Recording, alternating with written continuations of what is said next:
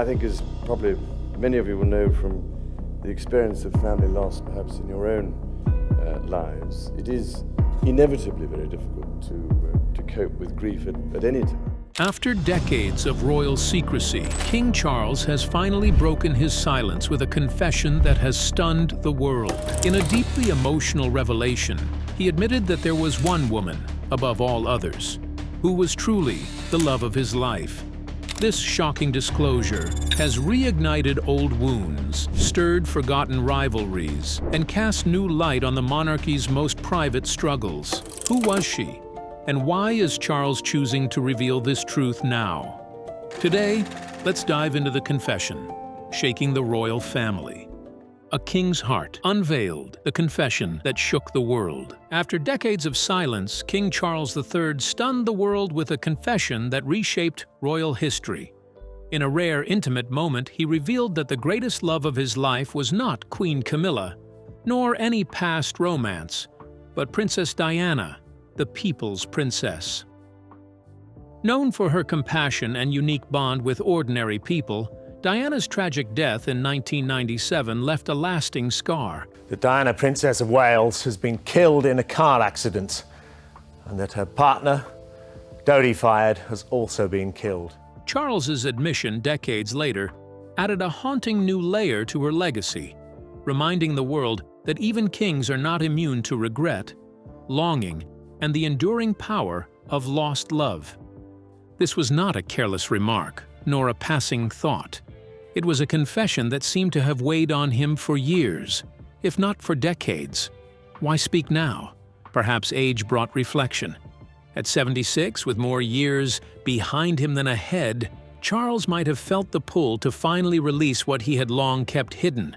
Or perhaps the hardships of royal life, the scrutiny, the scandals, the endless duty, pushed him to admit what had quietly haunted him all along. Whatever the reason, the courage it took was undeniable. For a man trained from birth to prioritize protocol over personal truth, this was a moment of rare vulnerability. In that instant, Charles was not simply a king surrounded by crowns, palaces, and wealth. He was a man. An aging man who, despite all the prestige, still carried a longing that had never been fulfilled. His admission revealed the price of being royal, the heavy sacrifice of personal happiness at the altar of duty. It was an acknowledgement that choices made decades ago, choices shaped by pressure, expectation, and tradition, left behind not only public consequences but deep personal scars. Charles's words also brought back memories of a marriage that the world once celebrated as the ultimate fairy tale. Watched by millions, the wedding between Charles and Diana was supposed to be a storybook union. But behind palace walls, the truth was far more complicated. Their relationship was strained by unspoken emotions, by the looming presence of another love, and by the suffocating weight of royal expectation. For Diana, this meant loneliness and pain. For Charles, it meant a lifelong battle between duty and desire. Now, so many years later, his confession reframed that story. It showed that even through the conflicts, the distance, and the brokenness, something deeper had remained. He had loved Diana, not as perfectly as the world wanted, not as consistently as she deserved, but in a way that lingered with him long after her death. In admitting this, Charles gave the world a glimpse of the man behind the crown, someone haunted by regret, by what was lost, and by what might have been. But this was not only about Charles and Diana. It was also about something universal. How many people carry unspoken feelings? How many are forced to choose between the expectations of society and the yearnings of their own heart? Charles's confession resonated far beyond the royal walls because it touched on something deeply human. The sacrifices life demands, the regrets that follow us, and the truths we bury until time makes it impossible to remain silent. His words reminded us that even kings cannot escape the complexities of love and memory. A crown may command respect, but it cannot command the heart. A palace may hold power, but it cannot shield against regret. By naming Diana as his greatest love, Charles revealed not just the story of a royal romance gone wrong, but a story of humanity, where wealth, titles, and tradition are powerless against longing and loss. In the end, his confession was more than a royal revelation. It was a reminder that behind every crown beats a heart. Behind every throne stands a human being who wrestles with choices, sacrifices, and emotions, no different from our own. And for Charles, those emotions came down to a single truth: that the love of his life was gone too soon, yet never forgotten. How, where, and when did he meet Diana? How was the love cultivated? Did they imagine it would end like this? Let's delve into the moment that sparked the lifelong interest. From first impressions to royal engagement.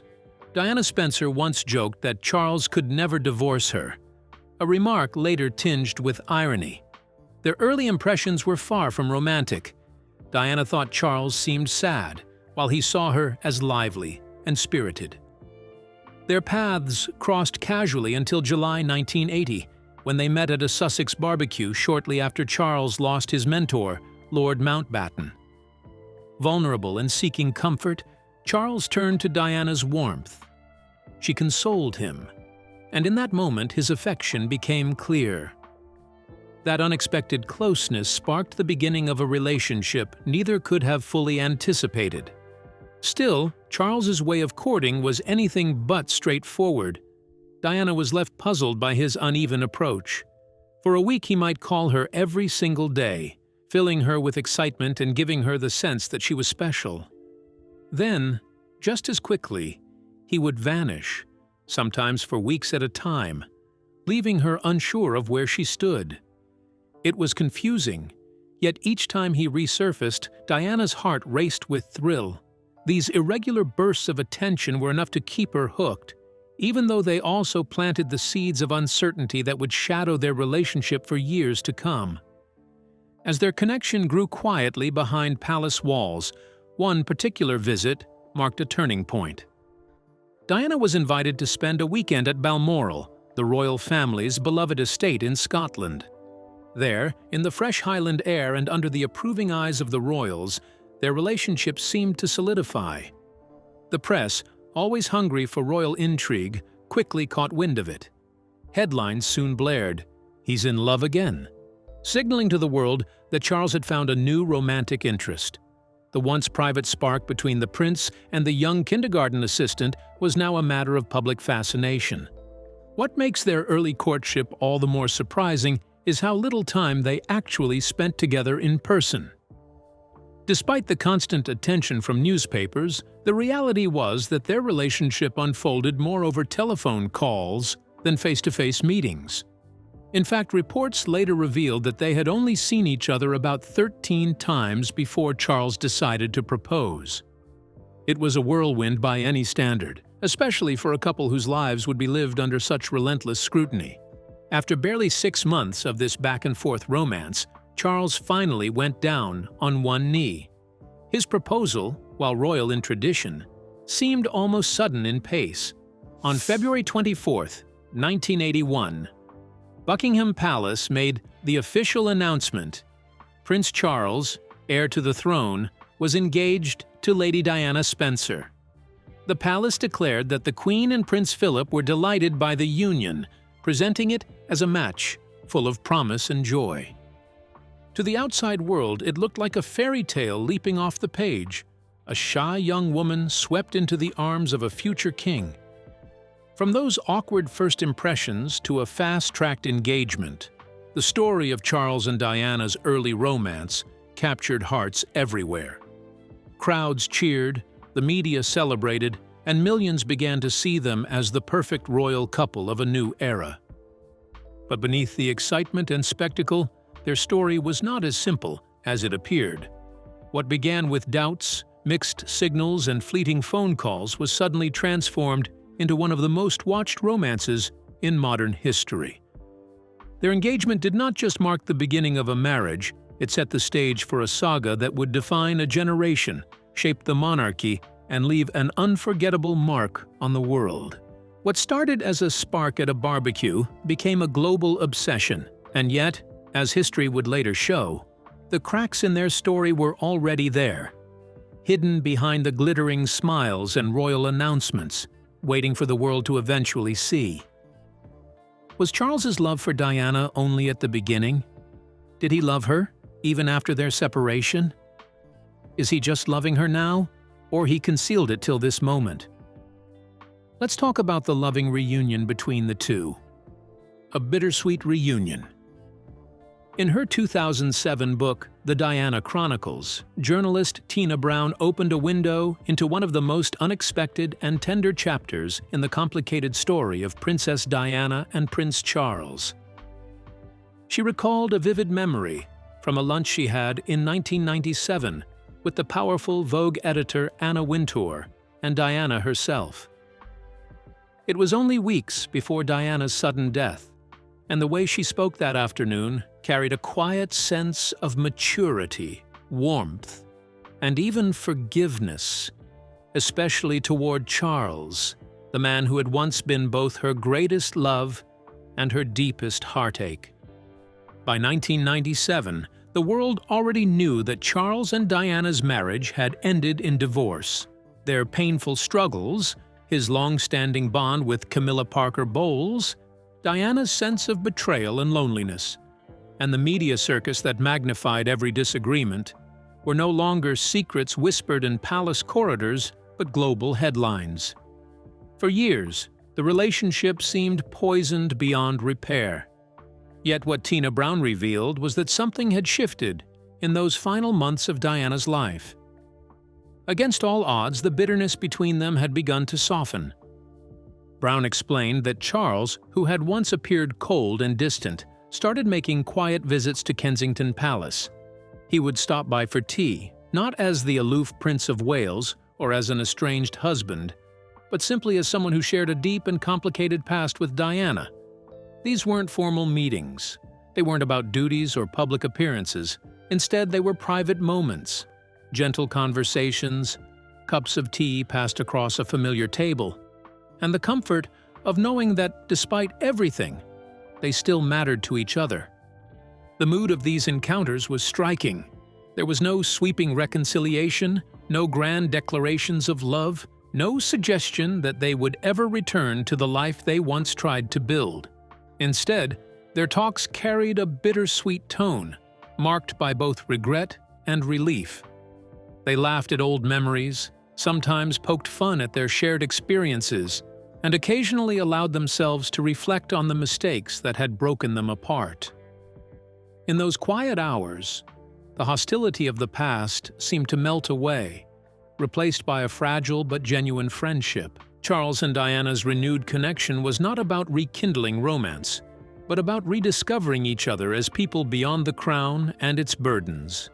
After years of conflict, they finally spoke without barriers, free from the pressure of marriage, public performance, or competition for sympathy. This fragile reconciliation carried a haunting beauty, a second chance not to start over, but to heal old wounds. For Diana, it softened years of pain and betrayal. For Charles, it brought a measure of peace with the woman whose loss would forever shape his life. Looking back, these meetings almost feel like stolen moments, tiny flickers of warmth before darkness fell. No one could have known that Diana's life would be cut short so soon, in that tragic car crash in Paris on August 31, 1997.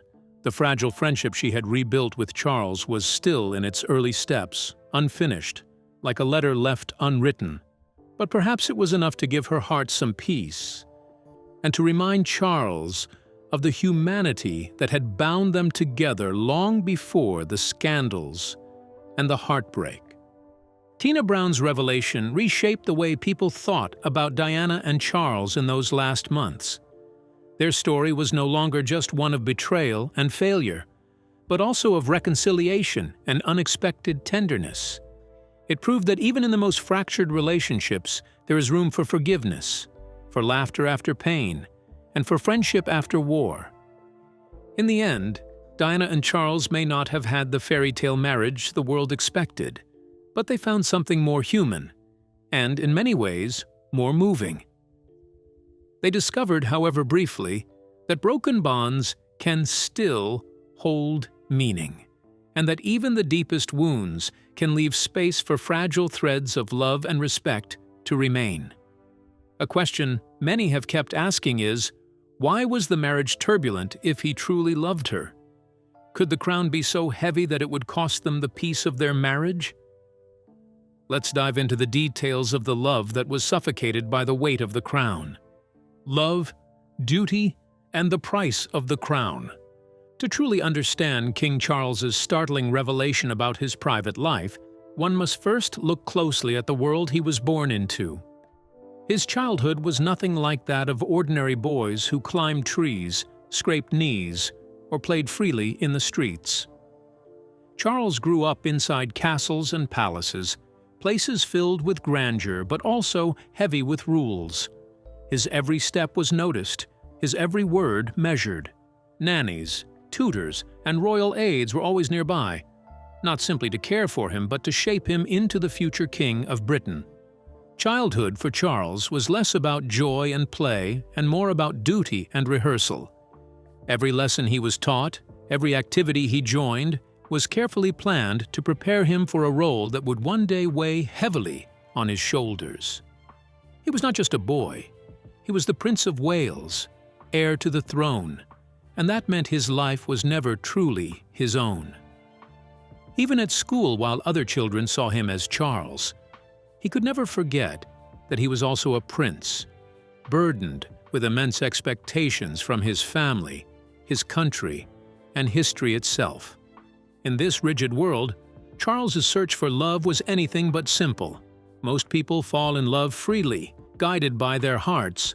But for Charles, romance was tied up with royal tradition, politics, and the unspoken rule that every personal choice had to serve the crown.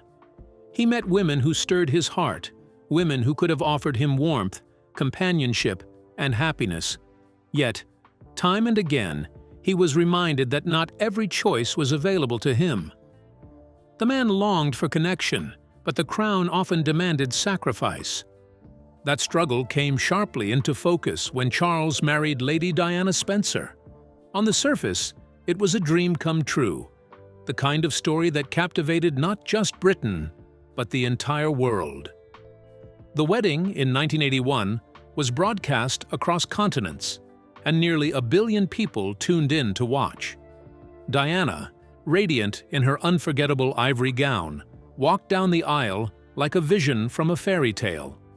The cheers of crowds, the ringing of bells, the pageantry of the ceremony, all of it seemed to mark the beginning of a love story, fit for a king. But behind the palace walls, the reality was far more complicated.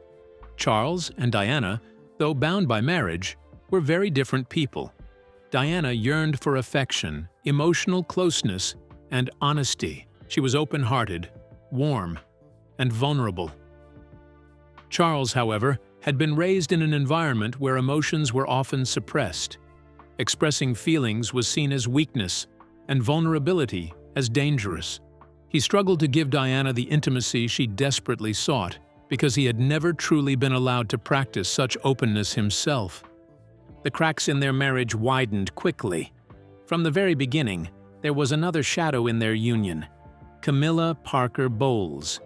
Charles had known Camilla since the early 1970s, and their bond was unlike anything he shared with Diana. Camilla was not just a companion. She was someone with whom Charles felt completely at ease. She understood him in ways few others did, offering laughter, support, and comfort in a life that often felt staged and suffocating. For Diana, this was a wound that never healed.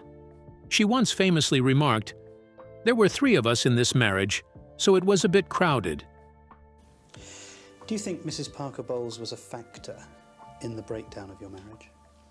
Well, there were 3 of us in this marriage, so it was a bit crowded. That single line, spoken with both sorrow and courage, shattered the carefully maintained illusion of a perfect royal union. It pulled back the curtain, showing the world that even inside palaces, hearts can break and lives can unravel. The fairy tale the world celebrated turned out to be an illusion. What the cameras showed on the wedding day was a dazzling pageant, but what unfolded afterward was a story of loneliness, unfulfilled needs, and two people trapped in roles they struggled to play. For Diana, it meant public adoration but private pain. For Charles, it meant carrying a crown on his head while his heart remained divided. And so, Charles's revelation is not just about one man's love life. It is a window into the impossible balance between personal happiness and royal duty. It reveals the price of wearing a crown, the sacrifices that lie hidden beneath the golden surface. For Charles, that price meant a marriage that could never thrive, a wife who felt unloved, and a lifelong bond with a woman the world would come to know only later as his true companion. In the end, his story reminds us of a simple truth. Even kings, with all their wealth and power, cannot escape the struggles of the human heart. How was Diana able to cope with the challenges in her marriage? What role did Camilla play? How did Diana feel about everything? Let's dig into the details. Diana, Camilla, and a life between two loves. Princess Diana's life shone like a dream to the outside world. The glittering tiaras, breathtaking gowns, and endless flashes of cameras painted her as the perfect fairy tale princess. Millions adored her warmth, her compassion, and the grace she carried into every room. To the public, she was a symbol of beauty and kindness, larger than life. But once the lights dimmed and the applause faded, another story unfolded. Behind palace walls, Diana battled loneliness, heartbreak, and the ache of feeling unseen. Her diaries revealed a woman crying out not for status or recognition, but for love, the kind that touched her heart, not just her title. She longed to be held as Diana, the woman, not merely the princess. Vulnerable, emotional, and deeply human, she carried both the crown's weight and her private pain, reminding us that even the most adored can feel invisible. The strain in her marriage to Prince Charles was at the core of this struggle. His emotional distance, coupled with his never-fading attachment to Camilla Parker Bowles, left Diana feeling like a shadow in her own home. She confessed, through words and actions, that she felt invisible, like her presence didn't matter. Imagine the torment of standing before millions who cheered your name, yet feeling unseen by the one person whose love you desired the most. This ache gnawed at her heart, and over time it took a toll on her mental and physical health. Behind palace walls, Diana fought inner demons few knew of. Depression clouded her days. Bulimia became both her enemy and her coping mechanism, a way to exert control over a life that often felt suffocating. The humiliation of knowing she was competing with another woman for her husband's love deepened her loneliness. And yet, in public, she wore the mask of the perfect princess, smiling, radiant, and endlessly giving. She visited hospitals, embraced children, and stood as a beacon of compassion, even when her own heart was breaking. In contrast, Camilla's role in Charles's life was quieter, steadier, and less theatrical.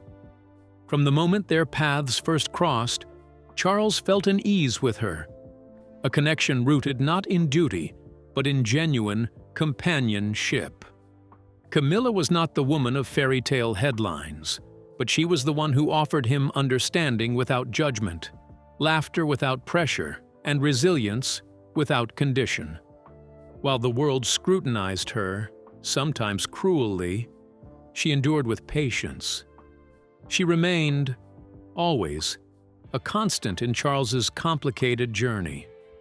Their marriage in 2005 was more than just a union of two people. It was the final recognition of a love that had survived decades of secrecy, disapproval, and scandal. Yet, even in their togetherness, there lingered a ghost. Diana's memory, her charm, and her tragedy continued to hang over the monarchy, reminding the world, and Charles himself, of what might have been. The past was never fully buried. It lived in whispers, photographs, and confessions. Charles's recent admission revealed a truth many had long suspected. His heart carried more than one story of love. His words suggested that his feelings for Diana, though complicated, were genuine in ways he rarely expressed. It was not a simple love, nor was it complete. It was a love tangled in duty, regret, and longing. A love that, despite everything, refused to be erased. What emerges from these layers is a tale not of fairy tale perfection, but of human complexity. Diana's struggles, Camilla's patience, and Charles's divided heart create a story that transcends the crowns, castles, and ceremonies.